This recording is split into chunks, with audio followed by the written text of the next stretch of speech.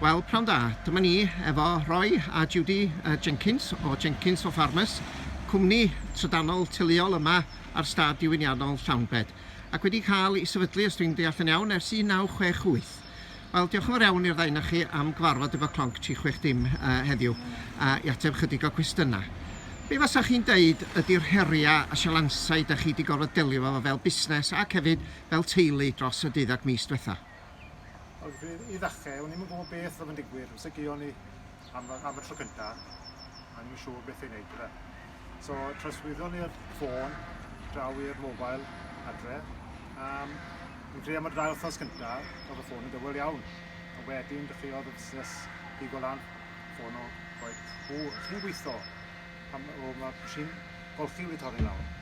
A i ni desbryd. Ni'n syd y mas, yn brech i adael y rŵm, a gyda ni wisgo masks a wedyn bod ni'n sychu gwbl lawr ar ôl bod na. A fel la fi oedd hi. Fel amser mynd mlaen wedyn, fi o'n i mwy bysu. Wel, 2-3 mis ar ôl ni, o'n i'n ôl fel o'n i cyn y lockdown da.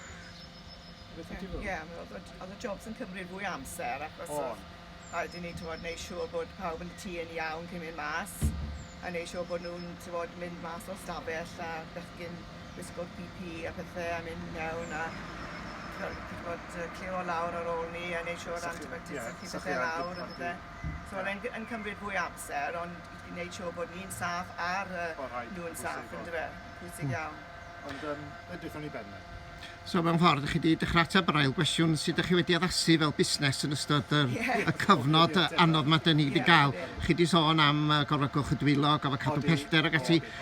Sut mae pethau wedi gweithio rwan efo'r siop, efo ailagor yma ar y stad diwydiannol? Wel, o'n i wedi gwneud bach o click and collect, lle pob yn gallu croi tu fas, ty fe. O'n i dod ar stwff tu fas, yn nhw, o'n gallu pigo fel lan tu fas. Markers fel 2 metr mas tu fas, dim ond un ni cadw mewn i'r siop ar tro, a ni'n lwcus mae ffordd mewn da ni a mae ffordd mas wedyn, a mae'r hand sanitizer da ni popeth yn dyfa, a ni'n ei siŵr bod nhw'n gwisgo masks, mae seins lan, ond mae wedi gweithio mas yn iawn, digwydd bod yr unig peth mae'n anodd, oedd tywydd yn gwael yn dyfa, so oedd bwrw glaw a pethau, mae treni a bobl mae rhaid nhw sefyll mas tu fas, so mae'n rhaid i nhw yn dyfa. Ond ni still yn cadw bod un ar y tro mewn yn y siop yn dweud cadw pawb yn saff. Ac hefyd, mewn ffordd, ella fel ddigwyddodd efo fi heddiw, ni wedi cysylltu efo chi a cael y pwyntiad i gyfarfod chi heddiw. Mae hwnna hefyd yn bwysig yn dydy, oherwydd mae hwnna'n ffordd o sicrhau y mond hyn o bobl sydd yn gallu bod yma yr un pryd a bod pawb yn cael y gwasanaeth personol a bod chi yma i sicrhau bod pawb yn cael beth bynnag maen nhw isio. Wedyn, wrth droi at yr trydydd cwestiwn a'r cwestiwn ola, beth ydych chi'n teimlo ydych chi wedi ddysgu o'r cyfnod clo ac o'r 12 mis diwetha? Wel, fi'n credu bod pob un yn siopan, bod yn mynd yn siopan lleol, dyn nhw. A gweld bod ni'n lwcus, ni'n byw fan hyn mas yn cefnwlad, yn dyfed, bod mae pawb yn cefnogi yn dyfed lleol, ond nhw. Ond mi'n credu un amser, oedd ffili trefeili, dyma Rwbyn Milltir, a nhw'n deddol o siopa mwy lleol wedyn, dyfed. A fi'n gweithio gadw nhw ymlaen i wneud.